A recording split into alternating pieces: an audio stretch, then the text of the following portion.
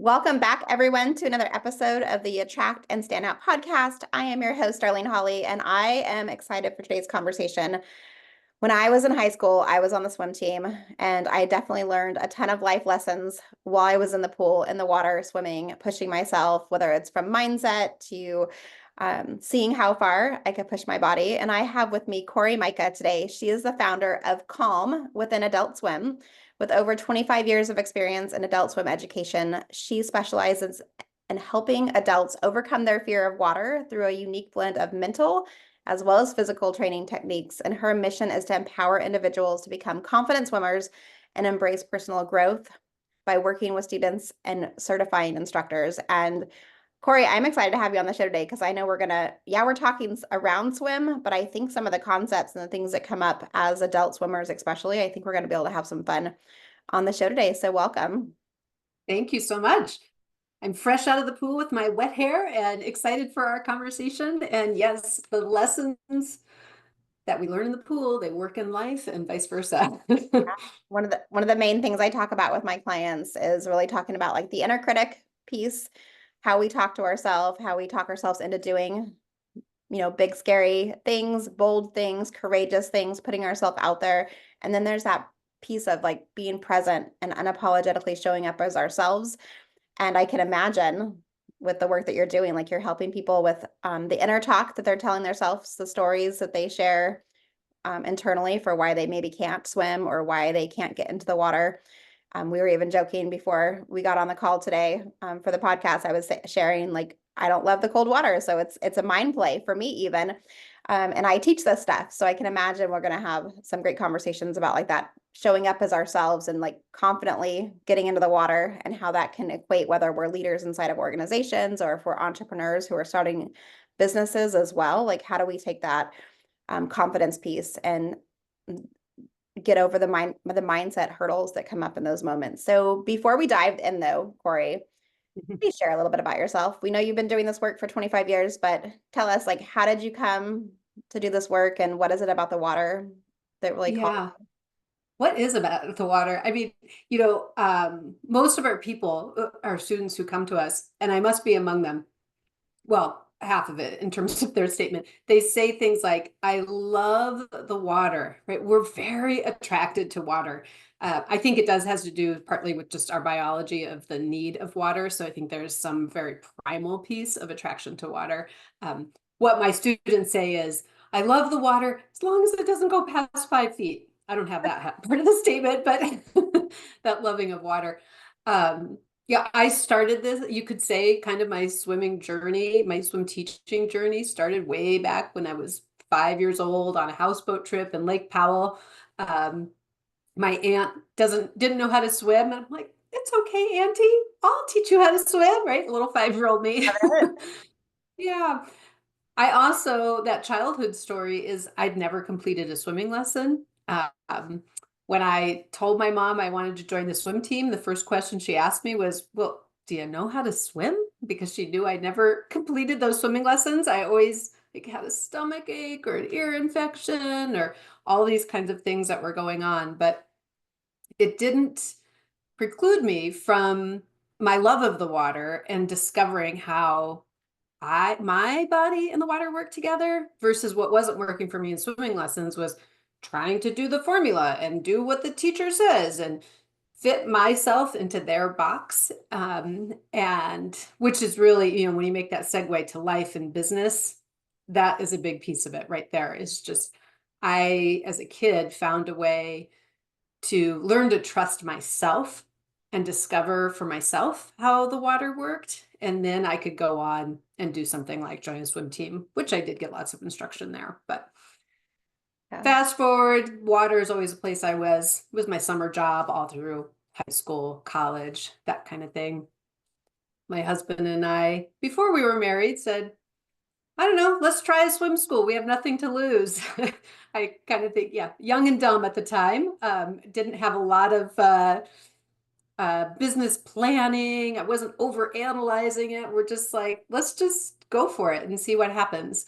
And yeah, what they say, 25 years later, the rest is history. Now we're looking at retirement. Amazing.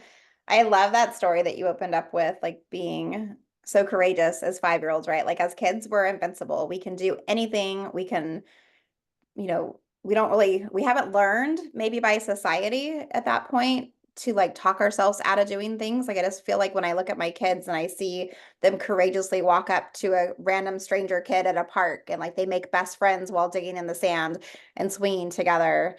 And there's something along the way, like as we mature and we grow older, like that we learn this behavior that, that we think we're not good enough or we're not worthy or we can't put ourselves out there. And so I'm curious, like when you think about the people that you're working with that are coming in, and like like you're mostly working with adults from what it sounds like there's probably like these old patterns and beliefs and things that come up constantly. I'm curious, like what's some of like their tips or strategies if somebody has that like training where they've talked Mhm. themselves out of being able to do it? How do you come in and teach them that they can? For sure.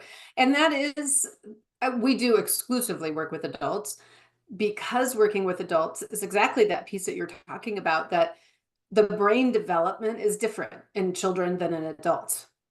Children's brains are such that they're in the moment and they aren't looking at those big picture things.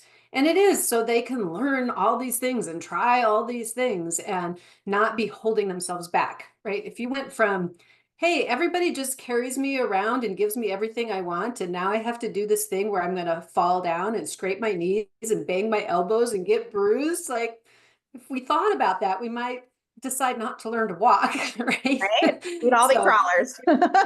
yeah, we'd all just be like, yeah, just please just serve me. That works really well.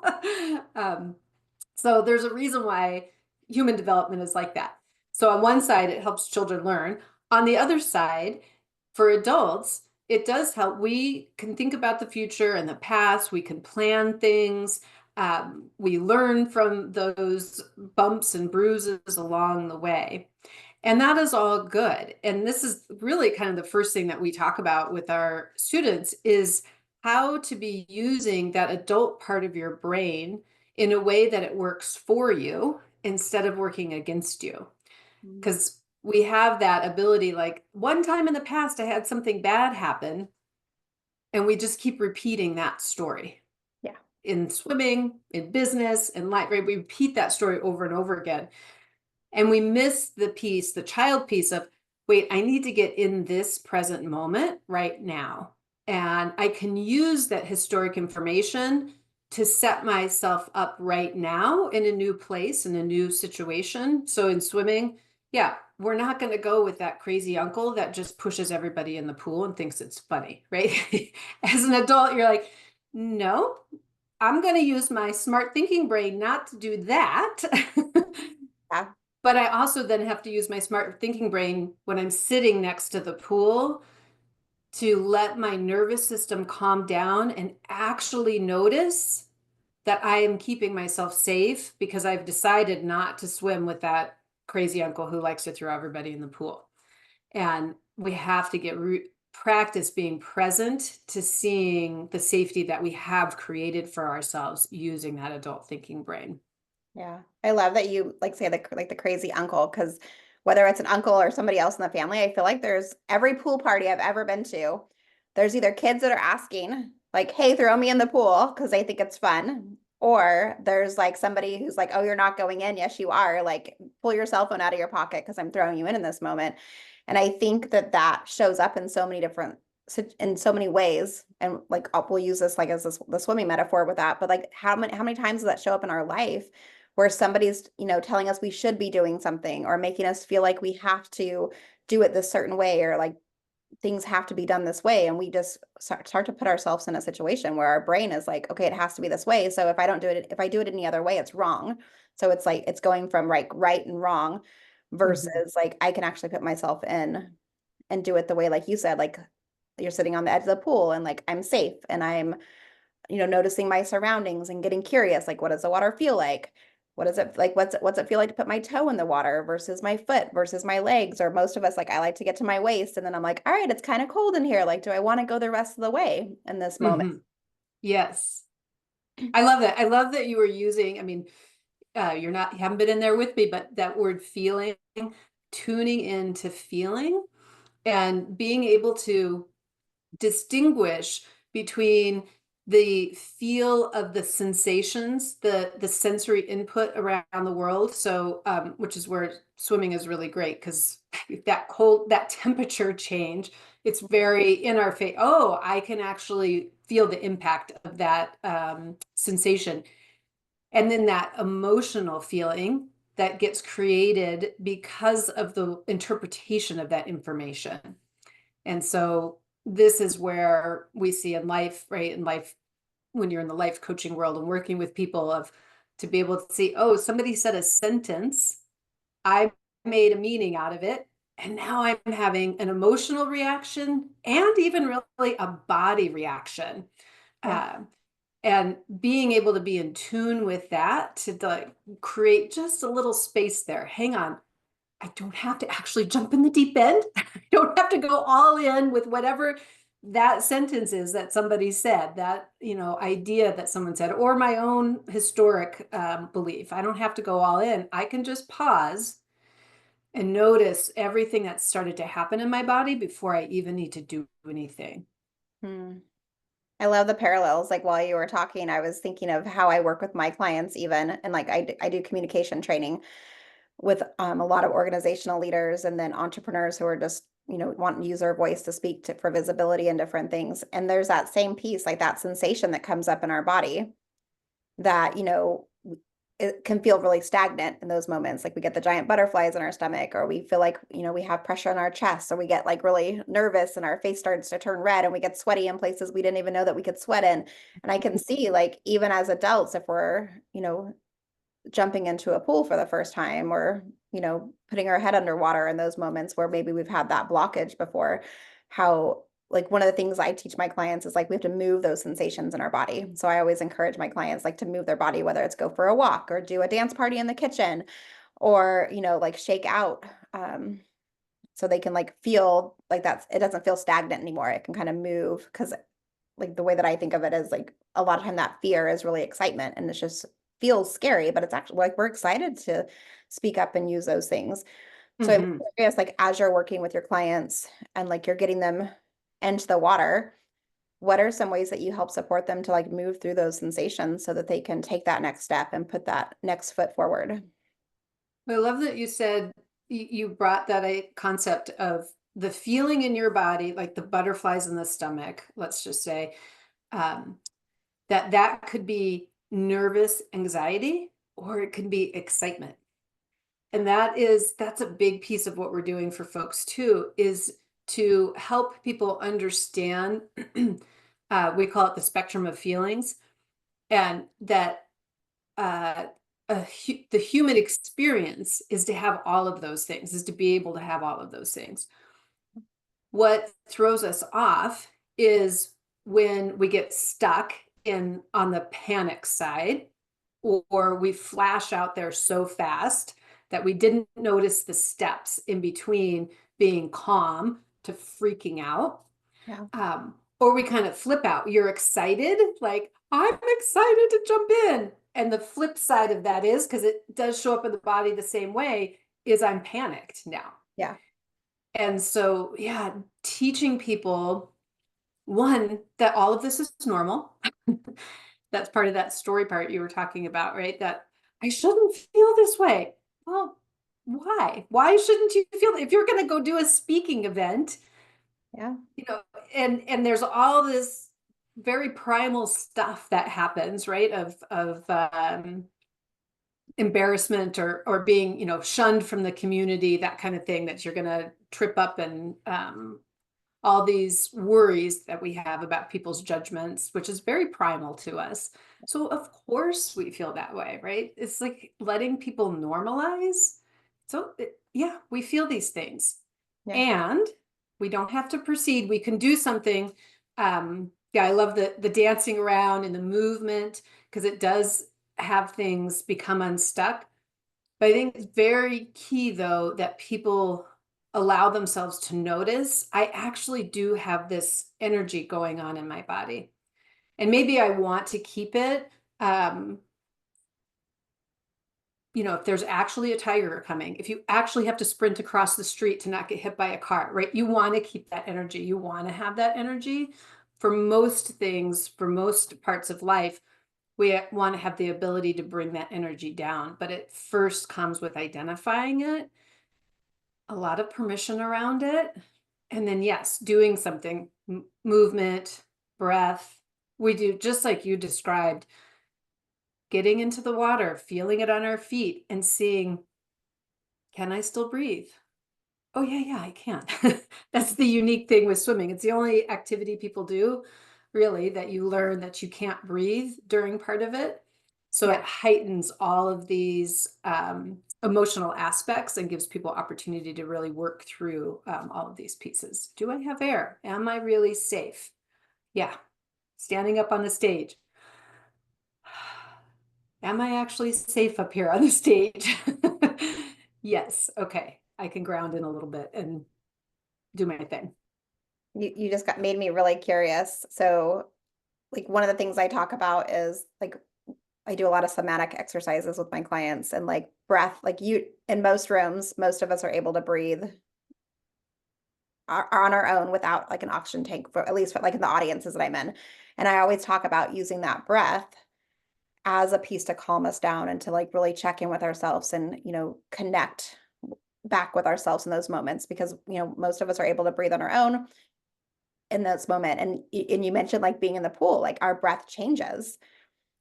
And you're in situations where you can't breathe for, 3 or 4 strokes, or maybe you're trying to go the whole distance of the pool and see like expand your lungs in those moments.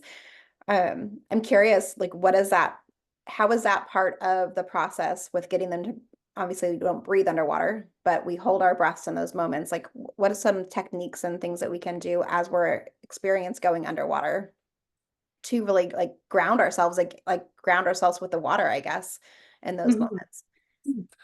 We have people ground themselves in themselves more than in the water. Okay. Uh, and because that's where the information is in this area, information is about our air. Yeah. And it's really about learning to trust yourself. And so, very primally in the pool, people need to have cognitive and experiential trust around their breath in the water. So, when we're first teaching somebody to put their face in the water, it isn't about forcing yourself to stay under for 30 seconds or some external amount of time. It's about saying, all right, I'm going to put my face in the water as much or as little and for as short or as long as I can hold on to the feeling of safety. As long as I can hold on to the feeling of, I know I can get air anytime I want. Yeah.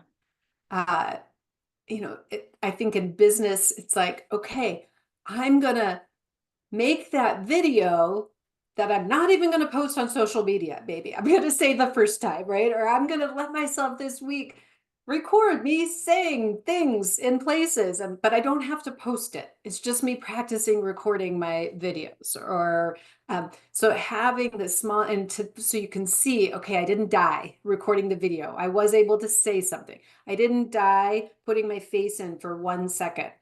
And so we can have that system calm down to it. And me as the teacher, because I've seen so many people go through it and I believe in people so much, I know it's not a problem if they put their face in for 1 second to start with. Yeah. Right. As a marketer, it is not a problem if they start with, making a recording that they're very embarrassed that only them are going to see to start with, right? It's that taking whatever step that you can take just to show yourself, I'm still okay. Mm. And then I can go on to another thing, but without the pressure around it.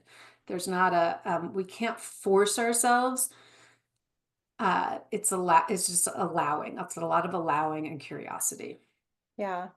And I can imagine too, like one of the like creating a trauma sensitive space for people to show up as themselves. Like I'm assuming, and this is just me assuming, so correct me.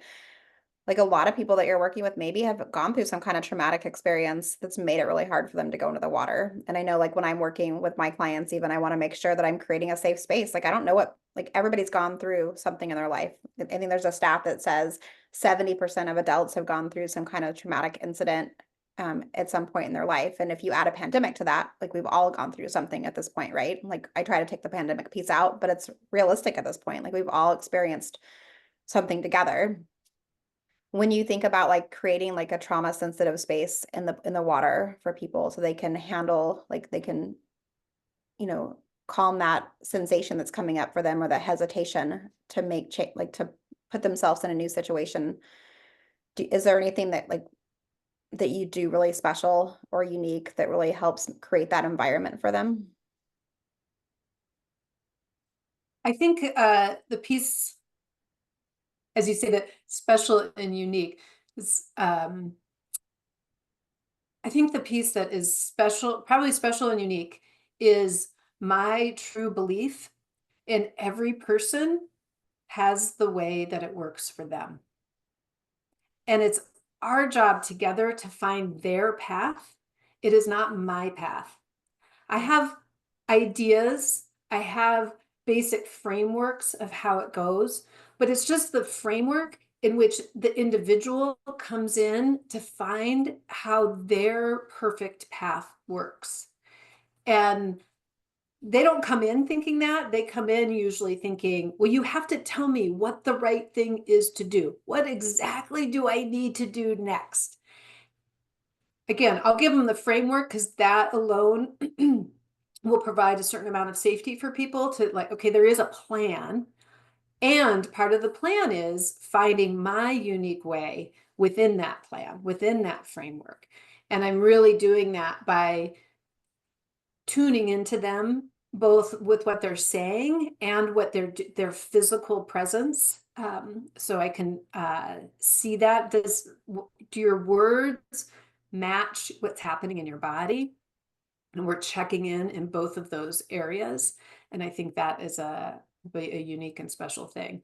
I am not in a hurry to get all the boxes ticked because I know when they do that early foundational work of really building that trust in themselves and the process, they learn that process, all those boxes will be able to be ticked in Yeah. their due time. I love that you do that because each and every one of us has like unique paths for our lives, and we're all going to show up in different ways. We've all got unique stories, and we've all got, you know, the unique abilities that make us who we truly are. And that's the piece that like when I'm working with my clients, like how do we stand out? How do we attract the right people to us? How do we stand out in the marketplace in those special, unique ways? And especially when you're working with somebody, like when we really consider what they've gone through in their life story and how it's impacted them and how they need to show up, like we're all so unique and so different. So I like that you have like, and that's the beautiful thing about having frameworks for our businesses in general is like we can have a framework and it can be used differently for every single person that we put our hands on, that, you know, we get to customize it and help make it to where it's going to be the right fit for them in those Mhm. spaces. Yeah, yeah. They can find themselves in it instead of trying to make themselves fit to a framework. We Yeah. have enough of that in the world of trying to make ourselves messages to make ourselves be something else. That doesn't, I just don't think that's useful in the world. That's the biggest lesson I learned as an entrepreneur once I started my business and putting myself out there and being visible is I spent so much time in high school trying to fit in and belong and be a part of and be just like everybody else that I had to like retrain how I thought about that piece because I was blending in with everybody else. I was like, everybody's vanilla ice cream. I'm like, I want to be like mocha almond fudge. I want to be different. I want to stand out. I want people to remember me. But Mhm. we there's so much about our society that's like you need to do things these ways and have it be this way. And For so sure. it's And interesting. I'd like to offer giving ourselves lots of kindness for trying to fit in. Like when you mentioned that high school way, I Yeah. mean, at that time, again, when you look at developmentally, you're the job of the teen is to break away from their previous tribe of their family Yeah. and to find their own tribe. And so you are trying to fit into something. And it makes sense that that's what you're developmentally doing. So I just say that just to offer a lot of compassion to that part of ourselves. All of these things, these ways that we operate in the world, they're out there to help us. And it's just when we get stuck in one of them, or um, yeah, really when we get stuck in one of them, when you continue forever to try and fit in and do what everybody else is doing, that's when it becomes problematic. So yeah, allowing for both. And like settling in, like, what do I want in these moments? Because I think so much of it is like we see somebody else do it, so we think we have to do it too. And then we realize that's actually not my path. It's not for me. It doesn't light me up. It doesn't feel good. It's like I feel like I'm going against the grain. Like I'm working really hard to do something that isn't even something I want at this point. So like how do we find like what we want in those moments and like authentically show up as ourselves and put ourselves out there in a way that feels, true to who we are in that moment. And thank you, Darlene, for saying that. Just as I'm coming up we're recording this towards the end of the year, the calendar year, and yeah, I'm in that review stage. And oh yeah, there are some marketing things that I've done this year to try, because I think it is important. I went out testing some new things, trying some new things, and oh man, it's just not fun. I I think it may be getting up to time to drop that one. Yeah, that one's maybe not for me. That's all right. It's I I can't tell you like how often that happens. Like I've done it okay. myself. My every single one of my clients have been like, okay, I saw this other person who did this strategy and they would look like they had tons of followers and tons of engagements and I'm going to go out there and I'm going to try it myself and then like we hit a wall and it's like smack dab in the face like this isn't working for me. Why isn't it working? It worked so well for them. And then when we like peel back the layers, we're like, oh, like you don't even like to do that activity. Like you weren't lit up by it. It wasn't fun. So of course it's not going to work for you. Mhm, It wasn't in mhm. alignment with who you are. And that's why it's so important to really play to your strengths and see like what you're passionate about and do things that are going to light you up. Because if you're going to do some and marketing strategies are hard, being visible and putting ourselves out there, that is not for the faint at heart. Like it takes a lot of, courage and um, mindset work. Like my entrepreneurship is a mindset growth learning opportunity at its finest. Like we should get degrees for just being entrepreneurs just because of the mindset Mhm. hacks that we have to learn through this process. So how do we find the things that really work for us? So I love that you're in that evaluation stage. Like what worked, what didn't work, why didn't it work? Do I want to continue doing it? Absolutely Yep. not. Like what do I want to do? Let's do something different. Let's do something fun. Yep, for I love sure, that. for sure. And love myself that I did it. I did that strategy for a year. Yeah, and it's okay. That's the only way that I really could figure out that, yeah, not for me. So it's all right. If you don't try it, you're never gonna know. Mm-hmm. Mm-hmm. I always say, like, give yourself 90 days, try something for 90 days, make tweaks and adjustments as you go, as you see fit. And if in 90 days it's not resulting in where you need it to be resulting, or if it doesn't feel fun or exciting to you, like pivot. It's okay to pivot. Like we're constantly pivoting in this world, especially, over the past 4 years, like we've learned to pivot like no other generation ever has Mm-hmm. because of what we've been handed. Yeah, which is great, I Yeah. think. Well, But we 90 days. All right, I'm gonna remember that. I think I went 12 months. So Yeah. 90 days, reevaluate, reassess, see what works. And even like that's what when I teach my clients at this time of year to like really evaluate what they want to do for 2025, like we have big picture goals, but really all I want them to plan out is January, February, and March. And then in March, we'll reevaluate how things were going and then we'll pivot and see what needs to tweak for the next quarter. Because when we Mhm. plan too far ahead, like we change, we grow, we develop, we learn things. We want to try new things. Like it makes it more playful and fun when we look in those like 90-day buckets versus like trying to plan for a year. And like 10-year visions and 5-year and 1-year old goals are great to have. But half the time when I look at my planning over the past 18 years as a business owner, like 3 months in, I'm like, I've learned something different. I'm like, I want to play. I want to like be creative and like, get to do what I want to do and not feel like I'm so tied to a plan that I created a year ago that doesn't even feel in Mhm. alignment anymore. And then I'm just pushing at that point versus really like in flow with what I'm trying to do. Yeah, I love expanding into new areas. Um, we're always looking for in our classes. I tell my teachers it's organic learning when we see people start to spill over into a new area. They're so at ease with what they're doing that it's the curiosity that starts taking them into into other directions and other things. Yeah, is a really good way to be. I do love those big goals though too. I had, a while ago, I set out my goal for myself was to teach 4 times a year in warm tropical places, and A good goal. set that That's one a out goal. there That's a goal that I can get my heart into with you. and And like part of my goal is like, how can I travel to speak for Mhm. visibility and with my clients so that I get to see the world and I get to do the work that I love at the same time, because those are both, part of my passion is I want to be able to see the world and get out there and experience different cultures and different, food patterns, or like not patterns, but like food and like how they do life and like what their Mhm. cultural rituals are and like what that looks like. So I Yeah. can get on board on that goal. And that's a Yeah. goal that like how you get to it can shift and change, and the goal can still Right. stay the same. So just how you get Yep. there might look differently Yeah. versus what you think. Don't want to be chasing that one down. Then it wouldn't be fun, but allowing it to come to me over time has been the best thing ever. Absolutely. One of the things that popped up while we were talking today is it made me think of my dad was a lifeguard, like put himself through college. He was an athletic director for colleges, and he always has told me like I swam before I walked. He's like he Mm. had me in the pool from like day one.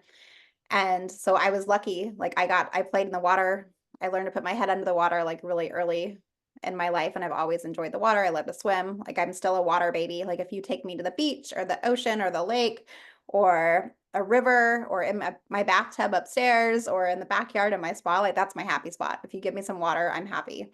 I'd love to hear like, can you like just walk us through like a client story from like somebody who didn't want to get in the water and like where they're at today so we can kind of see like what that process might look like.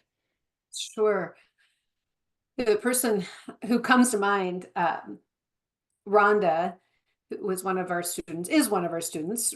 She still she checks in every now and then, but she didn't grow up with a swimming family, as a lot of people don't, and it's really like your dad was a lifeguard, right? Her parents weren't swimmers either, so it is definitely generational. Yeah. And a way that parents keep children safe is to make them go to swimming lessons or have them be afraid. Right? They're both very loving options there.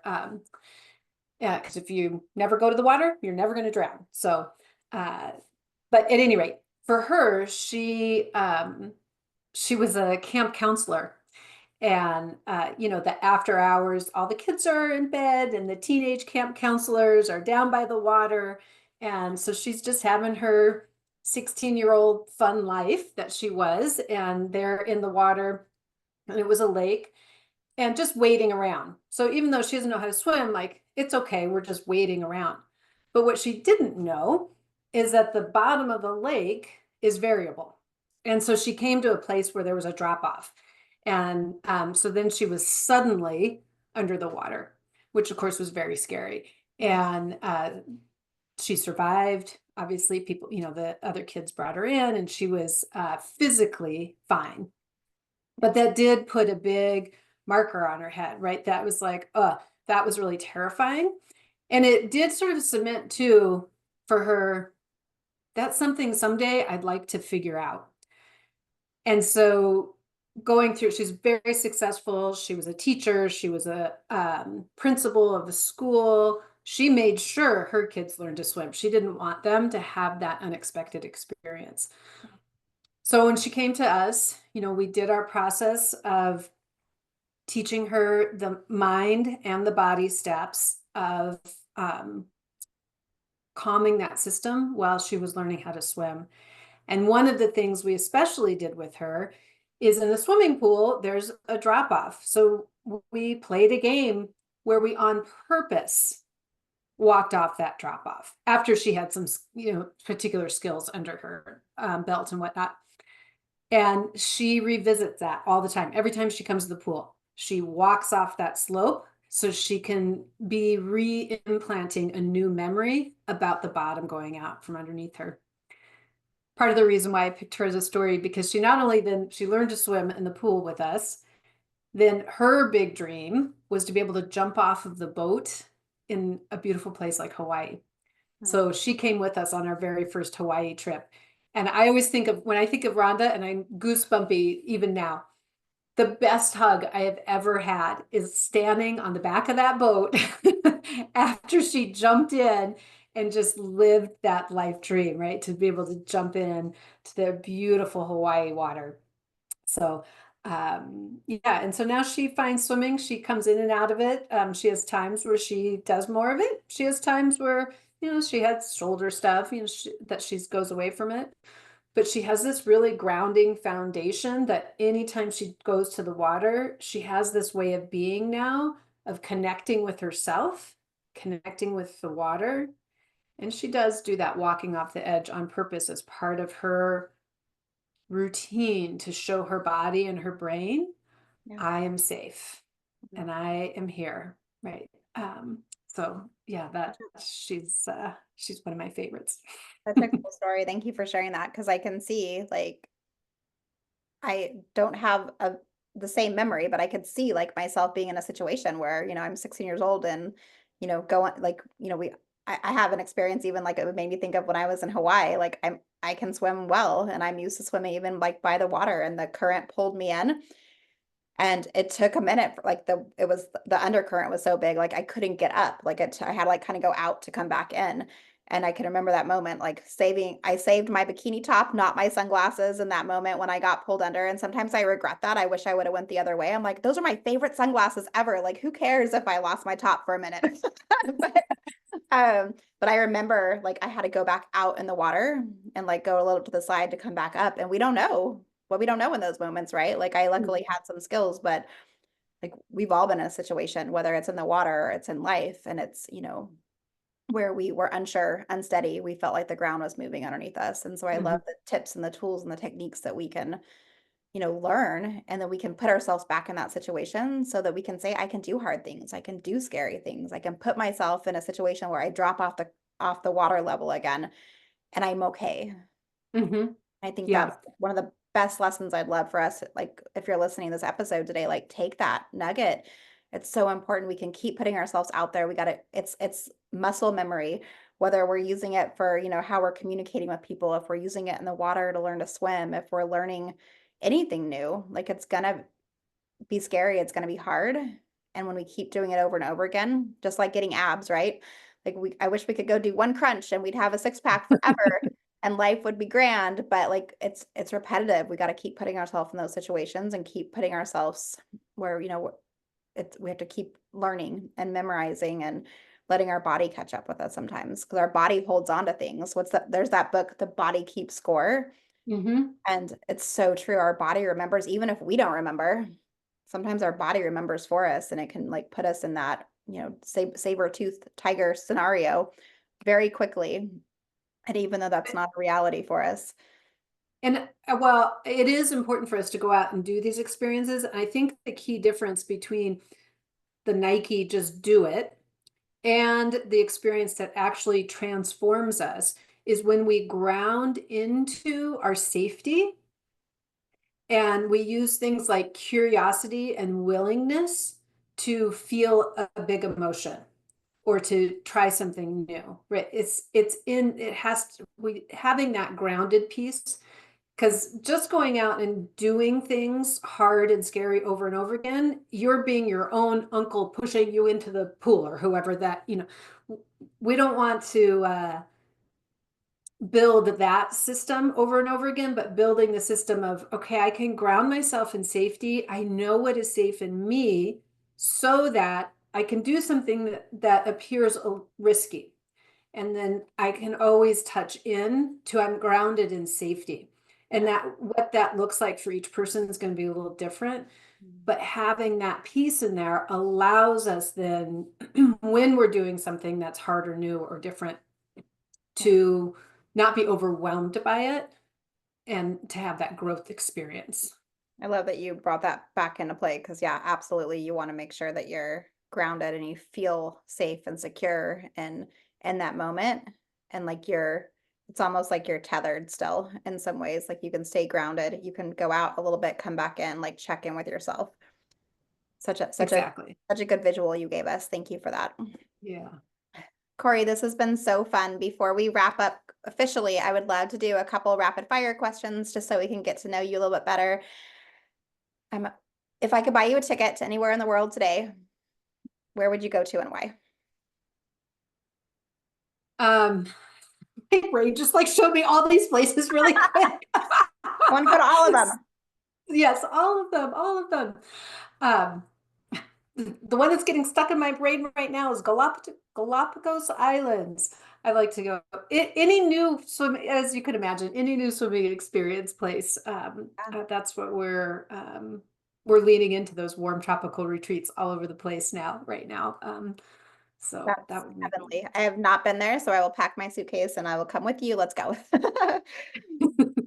Love it. What is on your nightstand that you're reading currently, or is there a Netflix show or some show that you're like binge watching? Like what's kind of got your fancy when you have some free time right now? The book that I'm listening to right now, that's a new book that I am just loving.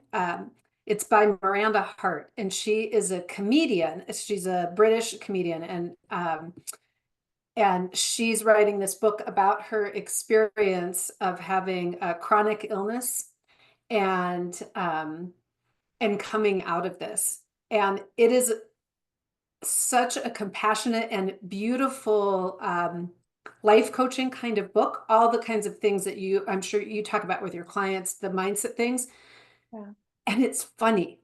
Like she's talking about some really hard things, but then she's just funny. And so you're like, oh yes, I remember that mindset piece is so important. And now I'm laughing about it. Yeah. And so I'm just really loving her books. So Miranda Hart, look up her up in her latest book. It's if you want a little self-help with some brightening of humor, My it's a good one. favorite, my favorite.